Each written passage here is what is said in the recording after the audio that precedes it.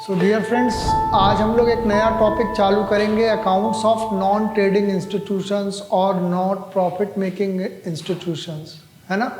पहली बात तो ये कि नॉन ट्रेडिंग इंस्टीट्यूशंस का मतलब क्या है ना। ठीक, देखो बहुत सारे ऐसे ऑर्गेनाइजेशंस होते हैं जिनका मेन ऑब्जेक्ट प्रॉफिट कमाना नहीं होता है बल्कि सर्विसेज प्रोवाइड करना होता है। आइदर अपने मेंबर्स को सर्विस प्रोवाइड करते हैं या सोसाइटी को सर्विस प्रोवाइड करते हैं, है ना। इनको क्या कहा जाता है? Not for profit making organisations या नॉन ट्रेडिंग इंस्टीट्यूशंस। इन इंस्टीट्यूशंस में खरीदी बिक्री का काम नहीं होता है, गुड्स की खरीदी बिक्री मतलब गुड्स की परचेज सेल्स का काम नहीं होता है, बल्कि इनका मेन ऑब्जेक्ट क्या होता है? आपका सर्विसेज प्रोवाइड करना, है ना। जैसे क्लब हो गया, स्पोर्ट्स क्लब हो गया, है ना। स्पोर्ट्स क्लब क्या करता है? अपने मेंबर्स को सर्विस प्रोवाइड करता है ना। ठीक, उसके मेंबर्स होते हैं, वो अपने मेंबर्स को जो है स्पोर्ट्स से रिलेटेड सर्विसेज प्रोवाइड करता है ना। एजुकेशनल इंस्टीट्यूशन से स्कूल कॉलेज हो गया, स्कूल हो गए, कॉलेजेस हो गए, है ना। पॉलिटिकल इंस्टीट्यूशंस हो गए, है ना। ये सब क्या है? नॉन ट्रेडिंग इंस्टीट्यूशंस हैं, ठीक है ना। देखो मैंने लिख भी दिया है यहाँ पे, those institutions the main object of which not to make profits but to provide services। Club, library हो गया, ऑर्फेनेजेस। ऑर्फेनेजेस का मतलब जो अनाथालय होते हैं, है ना, जहाँ पर अनाथ बच्चों की देख रेख की जाती है ना, उनका मेंटेनेंस किया जाता है। हॉस्पिटल हो गया, है ना। स्कूल, कॉलेज, पॉलिटिकल इंस्टीट्यूशंस, है ना। ठीक, इसके अलावा डॉक्टर, एडवोकेट, इंजीनियर, ये सब प्रोफेशनल्स में आते हैं ना। डॉक्टर गुड्स की खरीदी बिक्री का काम तो नहीं करता है ना, उसका मेन काम तो सेवा करना ही होता है ना। तो डॉक्टर्स, एडवोकेट्स, इंजीनियर्स, ठीक है ना। देखो नॉन ट्रेडिंग इंस्टीट्यूशंस जो होते हैं वो भी अपने यहाँ पे अकाउंट्स मेंटेन करते हैं, उनके लिए भी अकाउंट्स मेंटेन करना कंपलसरी होता है ना। कई बार मालूम पड़ा आपके पास में गवर्नमेंट ग्रांट आ रही है, तो गवर्नमेंट ग्रांट आ रही है तो उसका हिसाब किताब तो रखोगे, या डॉक्टर है, इंजीनियर है, अपनी इनकम्स का जो है वो पूरा का पूरा रिकॉर्ड रखते हैं, है ना। ठीक, तो ये जो अकाउंट्स मेंटेन करते हैं, फाइनल अकाउंट जो इनके बनाए जाते हैं, बेसिकली 3 होते हैं main: receipts and payment account, income and expenditure account और बैलेंस शीट। बैलेंस शीट में अपन तुम लोगों ने देखा होगा कि ओपनिंग बैलेंस शीट भी बनाते हैं ओपनिंग कैपिटल फंड निकालने के लिए, और क्लोजिंग बैलेंस शीट जो है वो क्लोजिंग फिगर्स को दिखाने के लिए अपन क्या बनाते हैं? क्लोजिंग बैलेंस शीट बनाते हैं, ठीक है ना। तो ये फाइनल अकाउंट जो है वो मैं पूरा का पूरा तुम लोग के साथ में अभी इसके बाद में डिस्कस करूंगा कि रिसीट्स एंड पेमेंट अकाउंट क्या होता है या इनकम एंड एक्सपेंडिचर अकाउंट क्या होता है, ठीक है ना। हो, देखो अब नेक्स्ट हम लोग डिस्कस करेंगे रिसीट्स एंड पेमेंट अकाउंट, है ना। देखो रिसीट्स एंड पेमेंट अकाउंट के बारे में यदि हम receipts and payment account is just like cash account, it is real account, real account है। It is just like cash account, cash account के टाइप का ही है। जैसे कैश अकाउंट में तुम लोग जानते हो ना, लेफ्ट हैंड साइड में पूरी की पूरी रिसीट्स रिकॉर्ड करते हैं और राइट हैंड साइड में पूरे के पूरे पेमेंट्स रिकॉर्ड करते हैं, है ना। सिमिलरली तो यहाँ पे भी मैंने लिख भी दिया है यहाँ पे, it is real account, it is just like cash account. On the left hand side of it, ध्यान देना बहुत इंपॉर्टेंट है, केवल ये लैंग्वेज बहुत ईजी है ना, तुम लोगों को बिल्कुल समझ में आ जाएगी। On the left hand side of it we record all receipts, whether it is revenue receipts और कैपिटल रिसीट्स, है ना। रेवेन्यू रिसीट्स का मतलब क्या है? रेवेन्यू रिसीट्स का मतलब होता है ऐसी रिसीट्स जो हमको हर ईयर प्राप्त होती है। जैसे रेंट हमको हर साल प्राप्त होता है, सब्सक्रिप्शन हमको मेंबर्स से हर साल मिलता है, मेंबरशिप फीस हर साल मिलती है, तो ये रेवेन्यू रिसीट्स, है ना। और कैपिटल रिसीट्स का मतलब जो नॉन रिकरिंग नेचर की होती है। नॉन रिकरिंग नेचर कहने का मतलब है कभी कभी प्राप्त होने वाली होती है। जैसे अगर फर्नीचर या कोई भी फिक्स एसेट बेचा और पैसे प्राप्त हुए, है ना, land, building, plant and machinery, furniture, ये सब बेचते हैं और पैसे प्राप्त होते हैं, तो ये भी रिसीट्स है, लेकिन ये कैपिटल रिसीट्स है ना। तो weather it is revenue receipts हो या कैपिटल रिसीट्स हो, सब प्रकार की रिसीट्स लेफ्ट हैंड साइड में ही लिखी जाएगी, है ना। ठीक, similarly on the right hand side of it we record all payments whether it is revenue payments और कैपिटल पेमेंट्स। रेवेन्यू पेमेंट्स का मतलब जो हम हर साल करते हैं, जैसे रेंट, इंश्योरेंस, ऑफिस एक्सपेंस दिया, स्टेशनरी, पोस्टेज, सैलरी दिया आपने अपने एम्प्लॉइज़ को, है ना, ये सब रेवेन्यू पेमेंट्स हैं। और कैपिटल एक्सपेंडिचर या कैपिटल पेमेंट का मतलब जो हम कभी कभी करते हैं, जैसे फर्नीचर खरीदा, प्लांट खरीदा, या आपका बिल्डिंग खरीदी, इन्वेस्टमेंट खरीदे, ये सब क्या है, कैपिटल पेमेंट है या कैपिटल एक्सपेंडिचर है ना। ठीक, तो on the right hand side of it we record all payments whether it is revenue payment और कैपिटल पेमेंट। सिमिलरली एक चीज और है, बिल्कुल ध्यान रखना, on the left hand side of it we record all receipts whether it is related with current year, previous year और next year, है ना। देखो कैश अकाउंट है ना, तो कैश अकाउंट में पूरी की पूरी रिसीट्स लिखनी है, चाहे वो रिसीट्स इस ईयर से रिलेटेड हो, मतलब करेंट ईयर से रिलेटेड हो, या पिछले साल प्रीवियस ईयर से रिलेटेड हो, या नेक्स्ट ईयर मतलब अगले साल से रिलेटेड हो। जैसे सब्सक्रिप्शन है, सब्सक्रिप्शन का मतलब क्या है, जो मेंबर्स हैं, अगर एक क्लब है उसके मेंबर हैं, है ना, तो मेंबर हर साल उसको क्या देते हैं, सब्सक्रिप्शन देते हैं, चंदा देते हैं, जिसको हिंदी में कहा जाता है, ठीक है ना।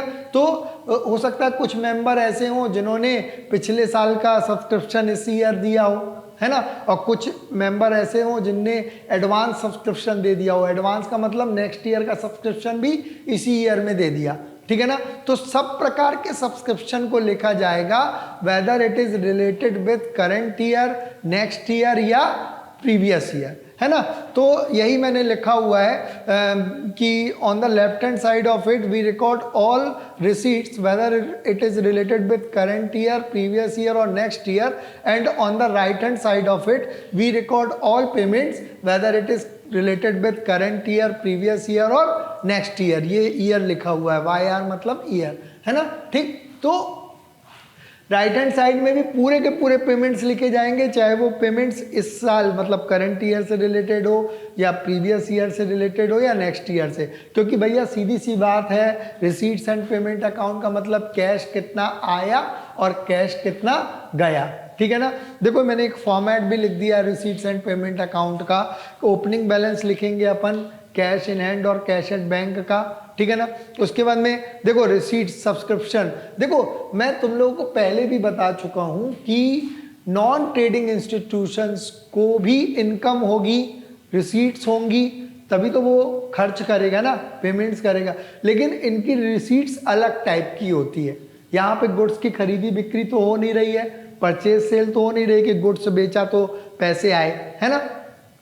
अब रिसीट्स में क्या क्या हो सकता है, जैसे सब्सक्रिप्शन मिला मेंबर्स से, है ना, ठीक, अभी मैंने बताया तुम लोगों को। Life membership fees capital receipt है ना, life membership fees.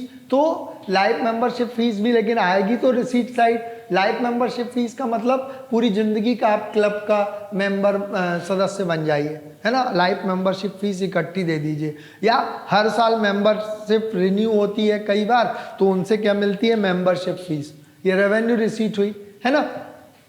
Similarly donation, donation भी यहाँ दो प्रकार के पढ़ेंगे अपन। जनरल डोनेशन का मतलब जो रेगुलर मिलते रहते हैं, है ना, जबकि डोनेशंस फॉर स्पेसिफिक पर्पस होते हैं, कुछ स्पेसिफिक डोनेशन जिनको कहा जाता है, मतलब जो कभी कभी मिलते हैं, किसी स्पेसिफिक पर्पस के लिए मिलते हैं। जैसे बिल्डिंग बनाने के लिए डोनेशन मिला कि आप इस डोनेशन से केवल बिल्डिंग बनाइएगा, है ना, ठीक। तो उस कंडीशन में वो जो जनरल डोनेशन होते हैं वो रेवेन्यू रिसीट हो गई, जबकि स्पेसिफिक डोनेशन क्या हो गया, कैपिटल रिसीट हो गई। लेकिन दोनों को अपने को लिखना है रिसीट साइड, ठीक है ना। ग्रांट, ग्रांट का मतलब जो अनुदान मिलता है या दान टाइप का होता है, बेसिकली जो गवर्नमेंट देती है इस टाइप के इंस्टीट्यूशंस को, है ना। लेजेसी, लेजेसी का मतलब होता है the amount which has been received as per bill. Bill माने क्या होता है, वसीयत, है ना। जैसे कोई ओल्ड पर्सन, एक बूढ़ा आदमी मरा और अपनी पूरी की पूरी जायदाद जो है वो एक ऑर्फेनेज को, ऑर्फेनेज मतलब अनाथालय को दान में देके चला गया, तो ये क्या होगा, the amount which has been received as per bill is called legacy, है ना। तो लेजेसी भी क्या है, पूरा का पूरा कैपिटल रिसीट है, इकट्ठी मिली है क्योंकि, है ना, ठीक। इंटरेस्ट या डिविडेंड रिसीव, इस प्रकार के इंस्टीट्यूशन जो है वो इन्वेस्टमेंट्स रखते हैं, है ना, तो इन्वेस्टमेंट पर इंटरेस्ट मिलता है या शेयर्स पर डिविडेंड मिलता है, तो वो भी रिसीट्स है। मेंबरशिप फीस, मेंबरशिप फीस तो मैंने बता ही दिया। स्पोर्ट्स मटेरियल बेचे या न्यूज़पेपर बेचे, सेल्स ऑफ फर्नीचर या फिक्स एसेट्स, ये कैपिटल रिसीट्स हो गई, है ना। लॉकर रेंट मिला, नॉर्मली क्वेश्चन में दिया रहता है लॉकर रेंट। लॉकर रेंट का मतलब क्या होता है, जैसे एक स्पोर्ट्स क्लब है तो स्पोर्ट्स क्लब अपने यहाँ पे लॉकर रखता है कि भाई जो इसके मेंबर हैं वो उस लॉकर में अपना स्पोर्ट्स से रिलेटेड जो भी मटेरियल है वो रखें, है ना, और उसके बाद में जाएं, नेक्स्ट डे आएंगे तो वो फिर उस लॉकर का उपयोग करेंगे, तो उस लॉकर का किराया मिलता है नॉर्मली। तो ये रिसीट है, रेवेन्यू रिसीट है ना। रेंट रिसीव, रेंट अगर रिसीव करते हैं किसी भी प्रकार का तो वो भी, ठीक है ना। तो ये पूरी की पूरी रिसीट्स हो गई। सिमिलरली पेमेंट्स, पेमेंट्स में भी मैंने रेवेन्यू पेमेंट्स और कैपिटल एक्सपेंडिचर अलग अलग कर दिया है। रेवेन्यू पेमेंट्स का मतलब सैलरी देते हैं, इस प्रकार के क्लब भी अपने यहाँ एम्प्लॉई रखेंगे, उनको सैलरी देंगे, वेजेस देंगे, रेंट, पोस्टेज, एडवर्टीजमेंट करते हैं, न्यूज़पेपर खरीदते हैं, printing and stationery, insurance, audit fees, audit करवाते हैं ऑडिटर से, चार्टर्ड अकाउंटेंट से, उसकी फीस देते हैं जो, वो ऑडिट फीस कहलाएगी, या अदर एक्सपेंसेस कुछ भी, है ना। कैपिटल एक्सपेंडिचर का मैंने बता दिया कि परचेज ऑफ फिक्स एसेट्स या फर्नीचर, लैंड, इन्वेस्टमेंट्स खरीदा, वो भी कैपिटल पेमेंट्स है या कैपिटल एक्सपेंडिचर है। और लास्ट में अपन बैलेंसिंग करते हैं, मतलब इसके टोटल में से इसको घटाए तो क्लोजिंग बैलेंस आया कैश इन हैंड या कैश एट बैंक का। समझ में आ गई ना बात। तो ये है रिसीट्स एंड पेमेंट अकाउंट्स, है ना, ठीक। इसके बाद में तो देखो ये कैश अकाउंट के टाइप का है। All type of receipts record करेंगे, चाहे वो रिसीट्स इस ईयर से रिलेटेड हो, नेक्स्ट ईयर से रिलेटेड हो या प्रीवियस ईयर से रिलेटेड हो। और all type of payments record करेंगे, whether it is related with current year, next year और प्रीवियस ईयर। तो कैश है, पैसे आ रहे हैं, यहाँ पे पैसे जा रहे हैं, ठीक है ना। और इसके बाद में क्लोजिंग बैलेंस लिखेंगे, ठीक। तो ये है रिसीट्स एंड पेमेंट अकाउंट। इसके बाद में देखो हम कुछ स्पेसिफिक आइटम्स तुम लोगों के साथ में कि उनका ट्रीटमेंट क्या होता है, सब्सक्रिप्शन है, लेजेसीज है ना, इनका ट्रीटमेंट क्या होता है ये डिस्कस करेंगे। उसके बाद में इनकम एंड एक्सपेंडिचर अकाउंट बताऊंगा मैं तुम लोगों को, ठीक है ना। और उसके बाद में एक क्वेश्चन सॉल्व करेंगे, ठीक, ओके। सो डियर फ्रेंड्स, अब हम लोग डिस्कस करेंगे income and expenditure account. Income and expenditure account, इसको हिंदी में कहा जाता है आय एवं व्यय खाता, है ना, आय व्यय खाता, ठीक है ना। तो पहली बात, it is nominal account in nature, nominal account है ना, क्योंकि यहाँ पे खर्चे और इनकम लिखी जाएंगी, है ना। दूसरी बात, it is just like profit and loss account, है ना, it is just like profit and loss account. On the debit side of it we record all revenue expenses.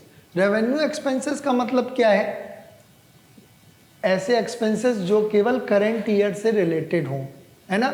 इसीलिए यहाँ पे अपन प्रीवियस ईयर या नेक्स्ट ईयर से related expenses का adjustment करते हैं, मतलब आउटस्टैंडिंग, प्रीपेड, इन सब का क्या किया जाएगा, एडजस्टमेंट किया जाएगा, ठीक है ना। जैसे हम लोग प्रॉफिट एंड लॉस अकाउंट में करते हैं, तुम लोगों ने पढ़ा हुआ है। And on the credit side of it we record all revenue payments related with current year only, है ना। मतलब जो करंट ईयर से रिलेटेड है रेवेन्यू पेमेंट्स हैं, केवल वो लिखे जाएंगे। अगर कैपिटल पेमेंट है या कैपिटल रिसीट्स है तो उनको यहाँ पे इनकम एंड एक्सपेंडिचर अकाउंट में नहीं लिखा जाएगा। समझ में आ गई ना बात, ठीक है ना। देखो इसका फॉर्मेट भी मैंने एक लिखा हुआ है इनकम एंड एक्सपेंडिचर अकाउंट का, कि एक्सपेंसेस में क्या क्या रहेंगे, रेंट, सैलरी, रेंट, इंश्योरेंस, है ना, ठीक। रेंट हालांकि यहाँ पे 2 बार लिख दिया है, ठीक है ना, ऊपर लिख चुका हूँ, ठीक। तो ये सब खर्चे जो भी लिखे हुए हैं, तुमको कई बार क्वेश्चन में रिसीट्स एंड पेमेंट अकाउंट दिया रहता है, और with the help of receipt and payment account अपने को क्या बनाना होता है, इनकम एंड एक्सपेंडिचर अकाउंट बनाना होता है ना। तो यहाँ पे इस चीज़ को याद रखना, ठीक। तो इसमें outstanding expenses at the end of the year जोड़ते हैं ना, अदत्य व्यय मतलब आउटस्टैंडिंग एक्सपेंसेस। आउटस्टैंडिंग एक्सपेंसेस का मतलब ऐसे खर्चे जो हमारे जिनकी सर्विसेज जो हैं हमको मिल गई हैं, लेकिन उनका पेमेंट करना अभी बाकी है ना, ठीक। और प्रीपेड है तो घटाते हैं at the end of the year, है ना।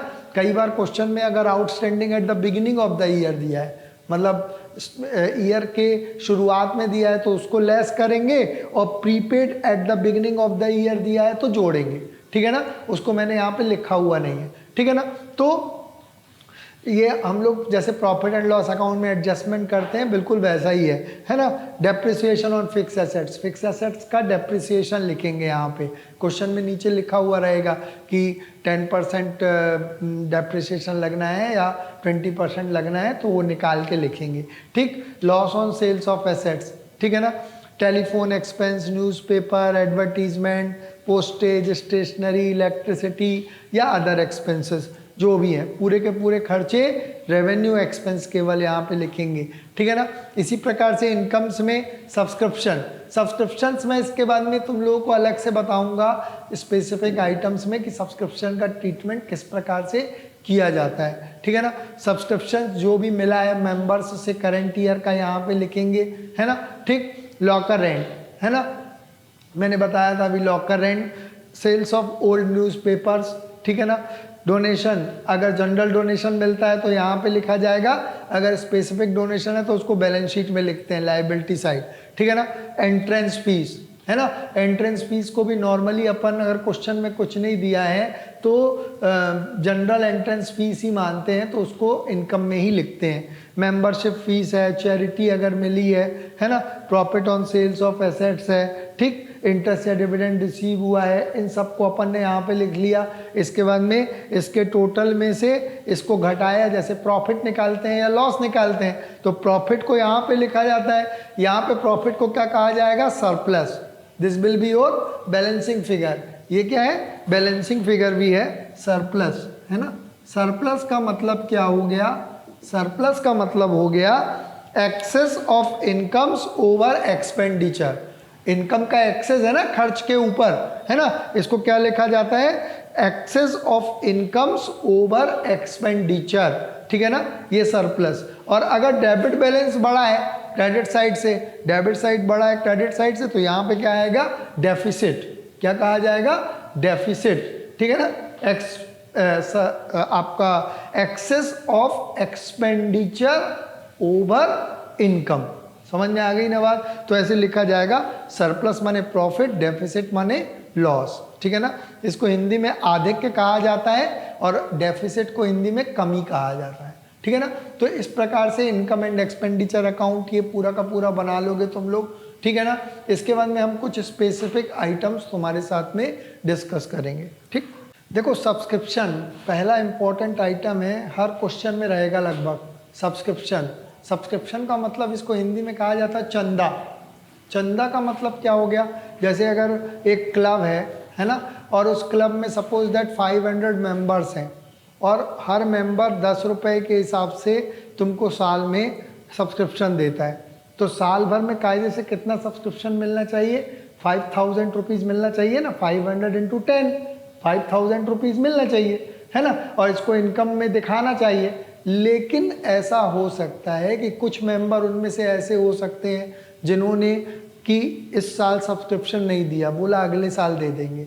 इसको क्या कहेंगे, आउटस्टैंडिंग सब्सक्रिप्शन। क्या कहेंगे, यहाँ पे वर्ड देखना, आउटस्टैंडिंग सब्सक्रिप्शन, है ना।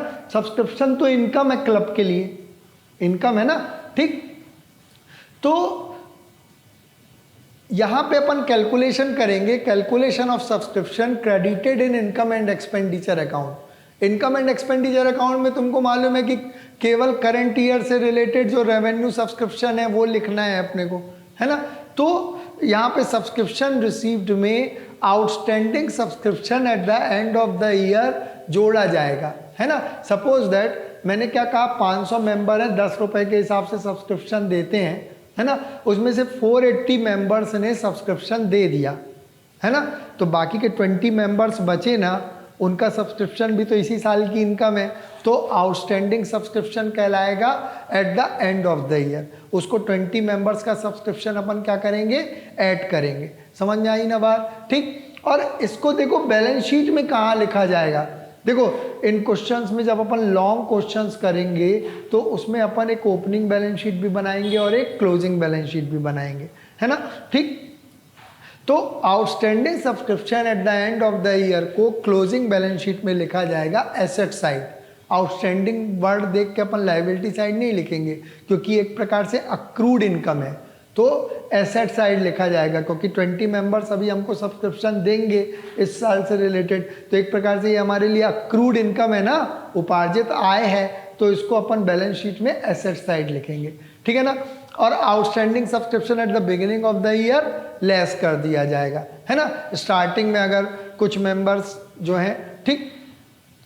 इसी प्रकार से इसका मतलब क्या हुआ कि पिछले साल का सब्सक्रिप्शन इस साल मिला है एक प्रकार से हमको, है ना, तो outstanding subscription at the beginning of the year less कर दिया जाएगा और इसको ओपनिंग बैलेंस शीट में दिखाएंगे, एसेट साइड ही दिखाएंगे, ठीक है ना। इसी प्रकार से advance subscription at the end of the year, है ना, कुछ मेंबर ऐसे हो सकते हैं जिन्होंने अगले साल नेक्स्ट ईयर का सब्सक्रिप्शन भी हमको इसी ईयर दे दिया। सपोज दैट 30 मेंबर ऐसे थे जिन्होंने कहा कि भैया ठीक है एक काम करो 10 रुपये के हिसाब से नेक्स्ट ईयर का सब्सक्रिप्शन भी रख दो, है ना, ले लो, तो उस कंडीशन में ये इस ईयर की इनकम है नहीं लेकिन सब्सक्रिप्शन रिसीव में तो शामिल है, तो इसको क्या कर दिया जाएगा, लेस कर दिया जाएगा। Advance subscription at the end of the year हमारी लाइबिलिटी है ना, तो क्लोजिंग बैलेंस शीट में लाइबिलिटी साइड आएगा। और इसी प्रकार से अगर advance subscription at the beginning of the year है तो उसको जोड़ दिया जाएगा, ठीक है ना, और ये ओपनिंग बैलेंस शीट में लाइबिलिटी साइड ही आएगा, है ना, क्योंकि एडवांस सब्सक्रिप्शन है ना, मतलब नेक्स्ट ईयर का सब्सक्रिप्शन जो हमारे को इसी ईयर में मिल गया है तो हमारे लिए क्या हुई, फाइनली लायबिलिटी हुई, ठीक है ना। इस प्रकार से आ जाएगा subscription credited in income and expenditure account, है ना। तो इस क्वेश्चंस में हम लोग ओपनिंग बैलेंस शीट भी बनाएंगे और क्लोजिंग बैलेंस शीट भी बनाएंगे, तो इनको अपने को यहाँ पे जैसे जोड़ना है और क्लोजिंग बैलेंस शीट में एसेट साइड भी दिखलाना है। दोनों ट्रीटमेंट में इकट्ठा बतलाता जा रहा हूँ, बाद में क्वेश्चंस को करने में तुमको आसानी होगी, ठीक है ना। इसके बाद में हम लोग कुछ और स्पेसिफिक आइटम्स ही डिस्कस करेंगे। देखो इसके बाद में कुछ इंपॉर्टेंट आइटम्स और डिस्कस करेंगे, जैसे डोनेशन। डोनेशन तुम लोगों को मालूम है 2 प्रकार का डोनेशन हो सकता है, या तो जनरल डोनेशन हो या स्पेसिफिक डोनेशन हो। जनरल डोनेशन का मतलब जो रेगुलर मिलता जाता है, रिकरिंग होता है ना, तो इसको इनकम एंड एक्सपेंडिचर अकाउंट में क्रेडिट साइड लिखेंगे। और स्पेसिफिक डोनेशन का मतलब जो डोनेशन फॉर स्पेसिफिक पर्पस मिला हो, जैसे बिल्डिंग बनाने के लिए कोई डोनेशन मिला, है ना, ठीक, तो उसको बैलेंस शीट में लायबिलिटी साइड दिखलाएंगे, है ना, ठीक। लेजेसीज मैंने बताया, जो the amount which has been received as per bill, या एंडाउमेंट फंड भी होता है किसी में, उसको भी बैलेंस शीट में अपन लायबिलिटी साइड दिखलाते हैं, ठीक है ना। लाइफ मेंबरशिप फीस, देखो एंडाउमेंट फंड का मतलब क्या होता है, जो रिजर्व्स होता है, पिछले सालों के प्रॉफिट्स होते हैं, है ना, वो सब कुछ क्वेश्चन में लिखा हुआ है, तो उसको अपन बैलेंस शीट में लायबिलिटी साइड ही दिखलाएंगे, ठीक है ना। लाइफ मेंबरशिप फीस तुम लोगों को मालूम है बैलेंस शीट में लायबिलिटी साइड, क्योंकि ये कैपिटलाइज की जाएगी, है ना, ठीक। मेंबरशिप फीस इनको नॉर्मली मेंबरशिप फीस को देखो इनकम एंड एक्सपेंडिचर अकाउंट में क्रेडिट साइड दिखलाते हैं, क्योंकि मेंबरशिप फीस क्या है, रेवेन्यू नेचर का आइटम मानते हैं, है ना, ठीक। मतलब हर साल मिलती है, तो इसको इनकम एंड एक्सपेंडिचर अकाउंट में क्रेडिट साइड दिखलाते हैं। देखो एक बहुत इंपॉर्टेंट चीज़ मैं बतलाने जा रहा हूँ तुम लोगों को, जैसे रिसीट एंड पेमेंट अकाउंट में कोई भी लेजेसीज है या लाइफ मेंबरशिप फीस है या मेंबरशिप फीस है, जैसे तुम लोगों को कई बार क्वेश्चन में दिया रहता है, जैसे टोटल मेंबरशिप फीस रिसीव्ड 60,000, ये income receipt and payment account में रिसीट साइड दी हुई है। अब नीचे क्वेश्चन में दिया है एडजस्टमेंट में कि 40% of membership fees is to be capitalized. Capitalized का मतलब क्या है, पूंजीगत मानना है, मतलब कैपिटलाइज्ड का मतलब इसको बैलेंस शीट में हमको लायबिलिटी साइड दिखलाना है, मतलब कैपिटल रिसीट्स मानना है, और बाकी की 60% रेवेन्यू रिसीट्स मानना है, मतलब इनकम एंड एक्सपेंडिचर अकाउंट में क्रेडिट साइड लेके जाना है, ठीक है ना।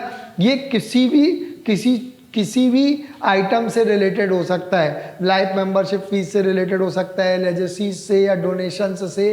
कई बार क्वेश्चन में नीचे दिया हुआ रहता है कि सपोज दैट क्वेश्चन में दिया 50% should be treated as should be capitalized, तो बाकी की 50% क्या है, रेवेन्यू मानना है। तो इम्पॉर्टेंट चीज़ ये है कि जिस पोर्शन को उसने कैपिटलाइज्ड करने के लिए कहा है उसको अपन बैलेंस शीट में लायबिलिटी साइड लिखेंगे।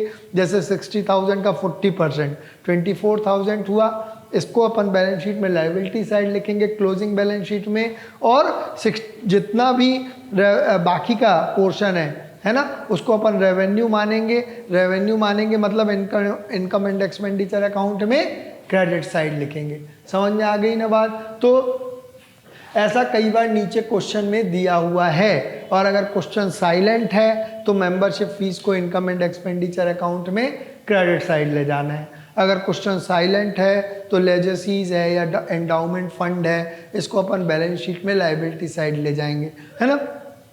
या लाइफ मेंबरशिप फीस को भी बैलेंस शीट में लायबिलिटी साइड ले जाएंगे, ठीक है ना। डोनेशंस के बारे में भी अगर क्वेश्चन में कुछ नहीं दिया है तो जनरल डोनेशन मानेंगे और इनकम एंड एक्सपेंडिचर अकाउंट में क्रेडिट साइड ले जाएंगे। या क्वेश्चन में अगर कुछ लिखा हुआ है कितना पोर्शन कैपिटलाइज करना है, तो जो पोर्शन कैपिटलाइज करना है उसको बैलेंस शीट में लायबिलिटी साइड ले जाना है और बाकी के पोर्शन को अपन को रेवेन्यू मान के इनकम एंड एक्सपेंडिचर अकाउंट में क्रेडिट साइड लिखना है। समझ में आ गई ना बात? ठीक है ना।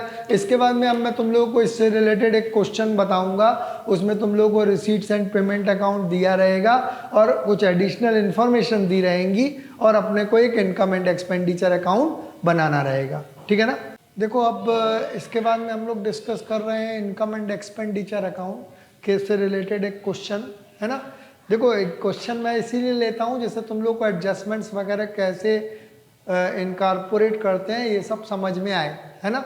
ठीक, तो from the following receipts and payment account prepare income and expenditure account, है ना। बाकी की कहानी मैं नहीं लिखता हूँ, कई बार छोड़ देता हूँ। रिसीट्स एंड पेमेंट अकाउंट दिया हुआ है, जैसे ओपनिंग बैलेंस ऑफ कैश दिया हुआ है, subscription, life membership fees, entrance fees, interest on investments, sundry receipts, है ना। ठीक, रिसीट्स आ गया। पेमेंट्स दिया हुआ है, general expenses, salary and wages, furniture, rent and taxes, stationery और क्लोजिंग बैलेंस ऑफ कैश, ठीक है ना। कुछ एडजस्टमेंट्स दिए हैं, इन एडजस्टमेंट्स को हम यहाँ पे इनकॉर्पोरेट करेंगे और इनकम एंड एक्सपेंडिचर अकाउंट बनाएंगे, ठीक है ना। देखो इनकम एंड एक्सपेंडिचर अकाउंट जैसे अपन ने बनाया, तुम लोगों को मालूम है डेबिट साइड एक्सपेंडिचर लिखे जाएंगे और क्रेडिट साइड इनकम्स लिखी जाएंगे, है ना। तो देखो जैसे अब शुरुआत कर रहे हैं अपन ओपनिंग बैलेंस ऑफ कैश, इसको तो अपन इनकम एंड एक्सपेंडिचर अकाउंट में नहीं लिखेंगे। देखो इसी क्वेश्चन में मैं तुम लोगों को पूरा एक्सप्लेन कर दे रहा हूँ कि ओपनिंग बैलेंस शीट और क्लोजिंग बैलेंस शीट में कौन कौन से आइटम आएंगे। अगर तुमको बनाना है तो तुम बना के देख सकते हो, तो तुम्हारी ओपनिंग और क्लोजिंग बैलेंस शीट भी टैली हो जाएगी, है ना। तो ओपनिंग बैलेंस ऑफ कैश कहाँ पे आएगा?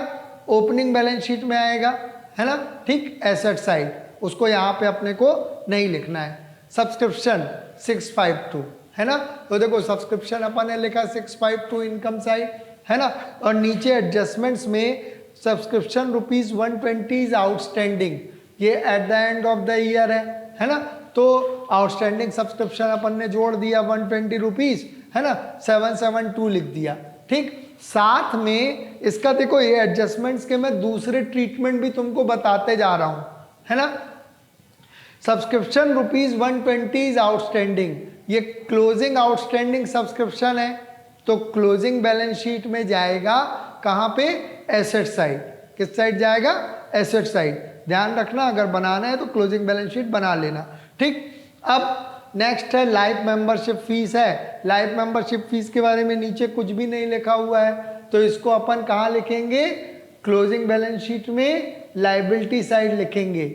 अगर नीचे लिख देता कि life membership fees is to be capitalized, तो भी अपन कहाँ लिखते? लाइफ मेंबरशिप फीस को बैलेंस शीट में, क्लोजिंग बैलेंस शीट में लायबिलिटी साइड ही लिखते, मैंने बताया हुआ है। ठीक, अब एंट्रेंस फीस 496, ठीक है ना। देखो नीचे कुछ एडजस्टमेंट में लिखा हुआ है, half of the entrance fee is to be capitalized, मतलब हाफ को कैपिटलाइज करना है और हाफ को रेवेन्यू मानना है ना। तो देखो एंट्रेंस फी जैसे मैंने लिखा हुआ है, तो हाफ को जो कैपिटलाइज करना है, 496 का हाफ आया 248, तो 248 जो कैपिटलाइज करना है उसको अपन क्लोजिंग बैलेंस शीट में लायबिलिटी साइड लिखेंगे, और बाकी के 248 को क्या क्या लिख लिया अपन ने, इनकम मान लिया। समझ में आएगा ही ना बात, है ना। तो जितना पोर्शन कैपिटलाइज करना है उसको क्लोजिंग बैलेंस शीट में लायबिलिटी साइड लिखना है, और बाकी के पोर्शन को इनकम मान के इनकम एंड एक्सपेंडिचर अकाउंट में क्रेडिट साइड लिखना है। मैं बता भी चुका हूं तुम लोगों को।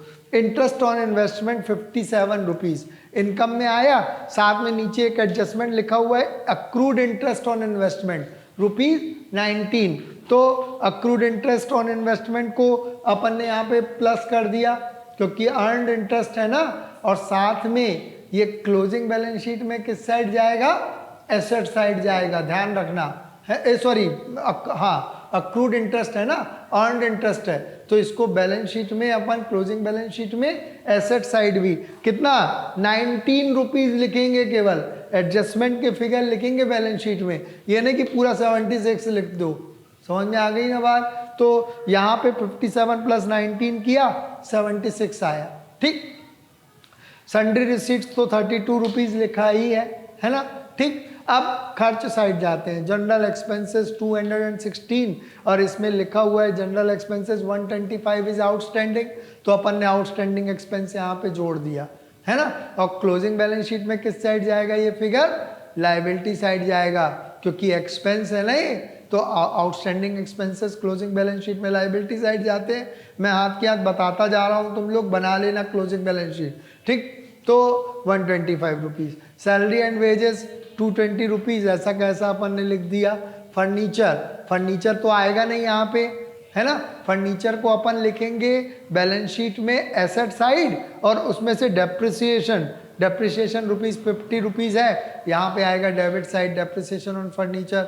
और बैलेंस शीट में अपन क्या करेंगे, 320 में से 50 को घटा देंगे, है ना, डेप्रिसिएशन घटता है, बाकी का जो भी अमाउंट आएगा 320 में से 50 घटाया 270 आया, तो वो बैलेंस शीट में लिखेंगे, ठीक। अब रेंट एंड टैक्सेस 224, ऐसा कैसा हमने यहाँ लिख दिया है, ठीक। अब स्टेशनरी देखो यहाँ पे कंज्यूम्ड स्टेशनरी लिखा जाता है, क्या लिखा जाता है, कंज्यूम्ड स्टेशनरी, है ना, स्टेशनरी कंज्यूम्ड। तो स्टेशनरी कंज्यूम्ड कैसे निकालते हैं, opening stock of stationery plus purchase minus closing stock of stationery, तो स्टेशनरी कंज्यूम्ड आ जाता है, ये बात तो मालूम है ना। तो अपन खर्च में क्या लिखते हैं, स्टेशनरी कंज्यूम्ड। तो देखो स्टेशनरी की परचेज दी हुई है यहाँ पे 50 रुपीज़, और ओपनिंग और क्लोजिंग बैलेंस ऑफ स्टेशनरी दिया है नीचे 275, तो अपन स्टेशनरी परचेज में ओपनिंग स्टॉक जोड़े और क्लोजिंग स्टॉक घटा दिए, तो स्टेशनरी क्या आ गई, कंज्यूम। अब देखो अगर अपन बैलेंस शीट भी बनाएं तो ओपनिंग स्टॉक ऑफ स्टेशनरी को बैलेंस शीट में asset side, opening balance sheet में एसेट साइड लिखना है, और क्लोजिंग स्टॉक ऑफ स्टेशनरी को क्लोजिंग बैलेंस शीट में एसेट साइड ही लिखना है। समझ में आ गई ना बात, ठीक। और इसके बाद में अब आपका नेक्स्ट तो कुछ है नहीं, है ना। देखो एडजस्टमेंट्स पूरे हो गए अपने, ठीक।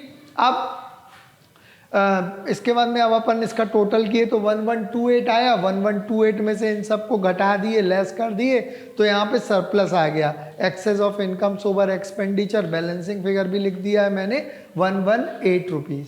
समझ में आ गई ना बात। इस सरप्लस को क्या करेंगे, क्लोजिंग बैलेंस शीट में जो ओपनिंग कैपिटल फंड आएगा उसमें अपन क्या करेंगे, सरप्लस को जोड़ देंगे, है ना, सरप्लस को ऐड कर देंगे, और उसके बाद में ड्राइंग्स वगैरह कुछ है नहीं, तो क्लोजिंग बैलेंस शीट। अब देखो मैं फिर से समराइज कर रहा हूँ, इनकम एंड एक्सपेंडिचर अकाउंट तो मैंने बना दिया। अब ओपनिंग बैलेंस शीट में कौन कौन से फिगर आएंगे, ओपनिंग बैलेंस ऑफ कैश आएगा और ओपनिंग स्टॉक ऑफ स्टेशनरी आएगा। ओपनिंग ऑफ स्टेशनरी मतलब 200, तो 200 और 480 कितना हो गया, 4 और 2 6, 680, ये ओपनिंग कैपिटल फंड हो जाएगा। क्या हो जाएगा? Opening capital fund. इसको ओपनिंग कैपिटल फंड को अपन क्लोजिंग बैलेंस शीट में ले जाएंगे। जैसे ओपनिंग कैपिटल लिखते हैं ना, तो उसको वहां पे लिख लेंगे, है ना। और उसके बाद में फिर क्लोजिंग बैलेंस शीट में बाकी के जितने भी मैंने बतलाए हैं उन सबको लिख लेंगे, है ना। और ये प्रॉफिट जो है 118 रुपीज, इसको जोड़ लेंगे तो देखोगे तुम लोग क्लोजिंग बैलेंस शीट भी तुम्हारी क्या हो जाएगी? टैली हो जाएगी। समझ में आ गई ना बात? तो यहाँ पे मैंने केवल इनकम एंड एक्सपेंडिचर अकाउंट बनाया है तुम लोगों के लिए, ठीक है ना। ओपनिंग बैलेंस शीट और क्लोजिंग बैलेंस शीट तुम लोग बना लेना, लगभग मैंने बतला दिया है। इस प्रकार के क्वेश्चन ही आते हैं। देखो क्वेश्चंस में तुम लोगों को normally receipts and payment account दिया रहता है और इनकम एंड एक्सपेंडिचर अकाउंट बनाने नॉर्मली आता है ना। अगर लॉन्ग क्वेश्चन में कभी कभार बैलेंस शीट के क्वेश्चन आ जाते हैं तो वो भी अपने से बनना चाहिए, ठीक है ना।